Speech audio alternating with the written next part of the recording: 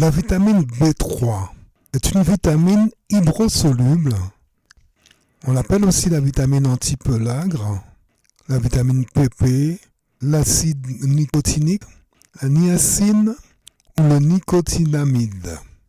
Elle peut être fabriquée grâce à l'acide aminé tryptophane. De ce point de vue, elle n'est plus considérée comme une vitamine puisque l'organisme peut le fabriquer lui-même. Une vitamine est a priori apportée par l'alimentation. Une carence en B3 pourrait conduire à une déperdition vol du tryptophane et donc à une baisse de la sérotonine et de la mélatonine.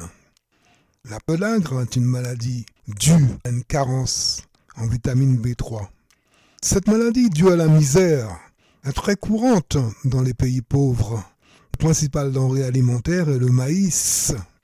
Les symptômes apparaissent au niveau de la peau, de l'intestin et du système nerveux central. Les patients sont souvent fortement déséquilibrés psychiquement. On parle alors de démence et finissent par mourir. La peau présente des rougeurs douloureuses et brûlantes qui, lorsque la carence devient chronique, se colore en brun foncé, tout en prenant un aspect écailleux. Ce sont en particulier les parties du corps exposées aux rayons du soleil qui sont les plus touchées.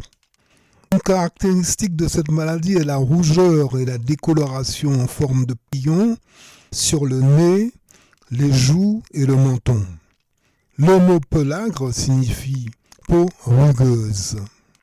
Cette maladie est fréquente en Amérique du Sud, en Inde et en Égypte. Elle est parfois présente au sud de l'Europe.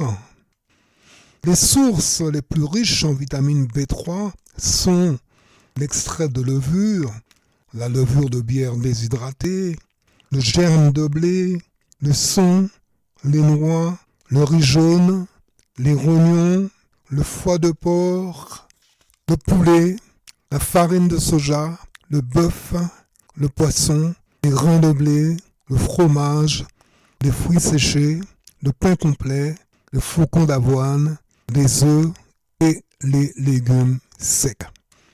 La vitamine B3 est très stable pendant la cuisson. Elle ne se perd que lorsque l'aliment cuit reste dans l'eau de cuisson ou au cours de la décongélation.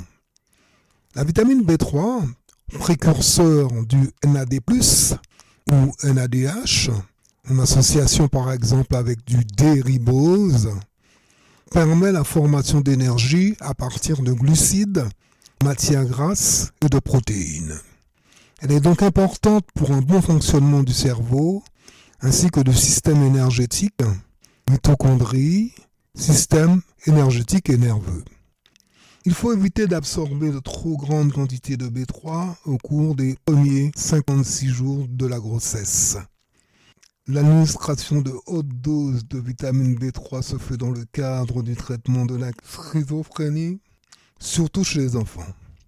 Elle est utilisée dans les cures de désintoxication et sevrage de l'alcool, en combinaison avec la B1 par exemple, pour aider les fumeurs à se désintoxiquer et pour traiter les symptômes de l'arthrite et des rhumatismes. Chez les personnes qui souhaitent arrêter de fumer, la prise de la B3 peut diminuer les symptômes de sevrage, la structure de la vitamine B3 ressemblant à celle de la nicotine. Voilà ce que je voulais vous dire au sujet de la vitamine B3. Je vous retrouve très bientôt avec un nouvel article. D'ici là, portez-vous bien.